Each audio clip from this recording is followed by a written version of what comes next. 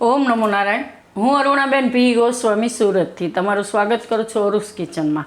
તો આજે આપણે બનાવશું કોબીનું દહીંવાળું શાક. તો એના સારું આપણે આ એક કોબી લીધી છે અને 1 કપ જેટલું દહીં લીધું છે.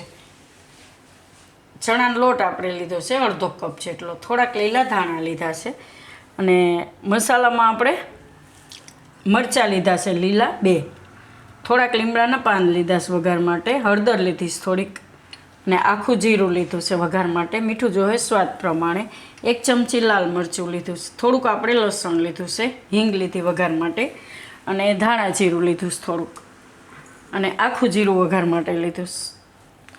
તો તેલ જોહે આપણે અને પાણી જોહે. તો પહેલાં આપણે આ કોબી છે એને આપણે થોડુંક અલગ રીતે બનાવશું. તો આને પહેલાં આ રીતે કાપી નાખશું થોડુંક, પછી એના પાંદડા આપણે જોઈશ. તો આ રીતે એના પાન બધાય નોખા કરી લે. હું આ રીતે હારા હારા પાન બધાય આપણે એના અલગ પાડી લે. તો બધાય પાન નોખા પાડીને આપણે ધોઈ નાખશું.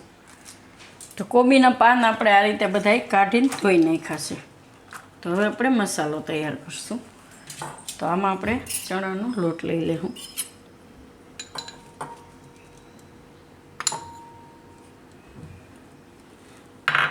એમાં આપણે થોડીક હળદર નાખીશું, થોડુંક મીઠું, થોડુંક ધાણા જીરું અને લાલ મરચું થોડુંક. હવે એને આપણે પાણી નાખીને થોડુંક ખીરું તૈયાર કરી લેવું. થોડુંક જ પાણી નાખવાનું.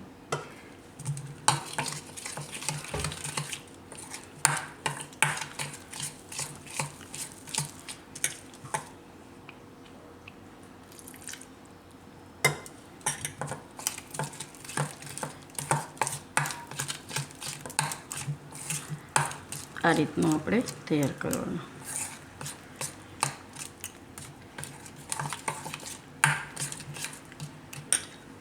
તો હવે આને પહેલાં આપણે ગેસ ચાલુ કરી દઉં. પાણી ગરમ થઈ જાય અને આપણે બાફવાનું છે કોબીને. તો આ રીતે કોઈ પણ પાન લઈ અને એમાં આપણે લગાવશું આ ચણાનો લોટ આ રીતે.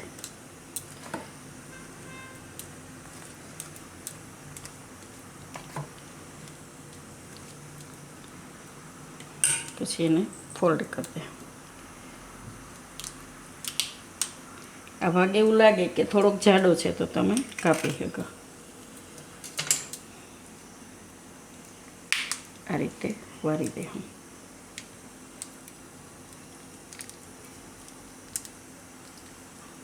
બધાય પાનને અને આપણે આમાં મૂકતા જાઉં.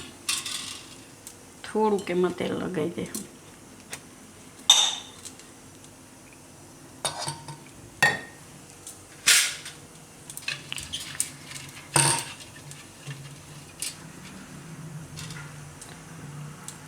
બધાય પાન આપણે આ રીતે બનાવી લેવું. તો આપણે બધાય પાન તૈયાર કરી લીધા છે અને પાણી આપણું એકદમ ઉકળી ગયું. અને આપણે મૂકી દેવું આમાં બાફવા સારું. તો આ કોબી પાકી જાય ત્યાં સુધી આને આપણે બાફવા દેવું. તો આપણે કોબી બફાય ત્યાં સુધીમાં આ મસાલો તૈયાર કરી લઈ. લસણવાળી ચટણી, થોડુંક મીઠું નાખી અને થોડુંક ઝીણું વાટી લેવાનું. પછી એમાં લાલ મરચું તો ચટણી તૈયાર કરી લે. તો આપણા મસાલો આ રીતે મરચું વાટી લીધું છે. હવે ચેક કરી લઉં આપણે કોબીને.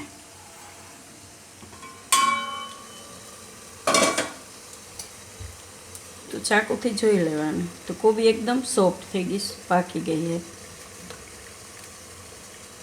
આ જાડી છે તોય પાકી ગયું છે.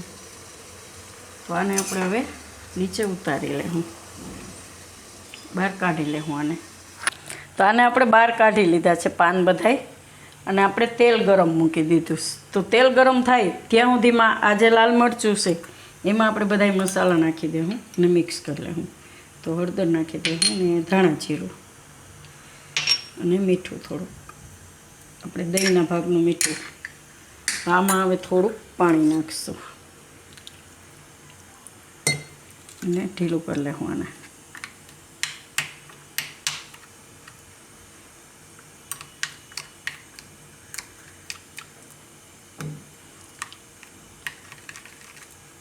આ રીતે તેલ હવે જોઈ લે હું. તો તેલ આપણું ગરમ થઈ ગયું. જીરું નાખી દે હું અને લાલ મરચાં, લીલા મરચાં અને લીમડો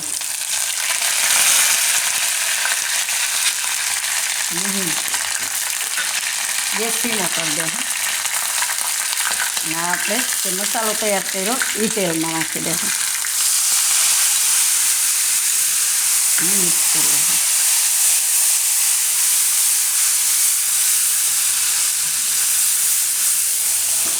આ રીતે થોડીક વાર તેલમાં રહેવા દેવાનું, ધીમો ગેસ રાખીને એમ. હવે આપણે આમાં દહીં નાખી દઈશું અને મિક્સ કરી દઈશું. ગેસ એકદમ ધીમો રાખશું.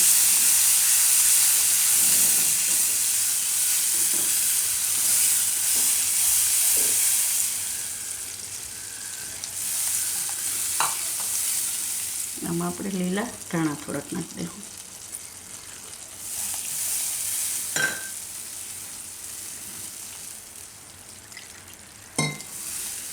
તો થોડુંક પાણી નાખી દઈશું એમાં.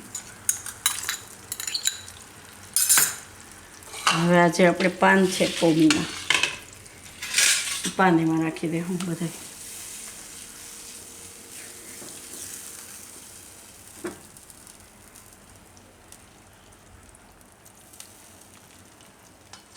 પાન આપણે એકદમ બફાઈ ગયા સરસ. અને આમાં બેસન છે તો આમાં એને લીધે એકદમ મસ્ત ટેસ્ટ આવશે. દહીં, બેસન ને કોબી.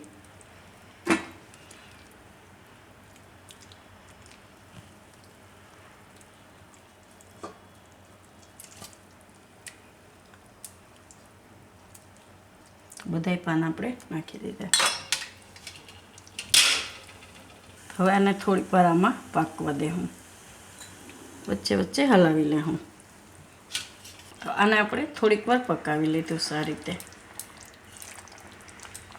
તો આને તમે ભાત આરે ખાઓ કે પરોઠા આરે ખાઓ એકદમ સ્વાદમાં સારું લાગે. ભાત આરે તો બહુ મજા આવે ખાવાની એને. તો ગેસ આપણે હવે બંધ કરી દઈશું. આને નીચે ઉતારીને સર્વ કરશું.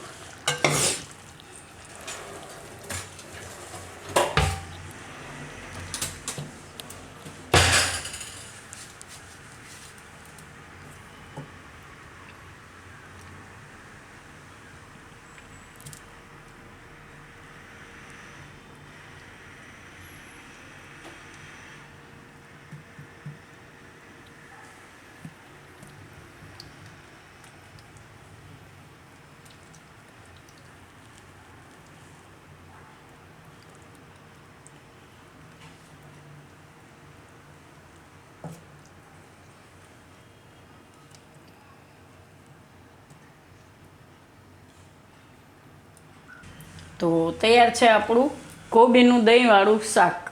તો જો તમને મારી આ રેસીપી પસંદ આવી હોય તો એને લાઈક કરજો, શેર કરજો અને મારી ચેનલને સબસ્ક્રાઈબ કરજો.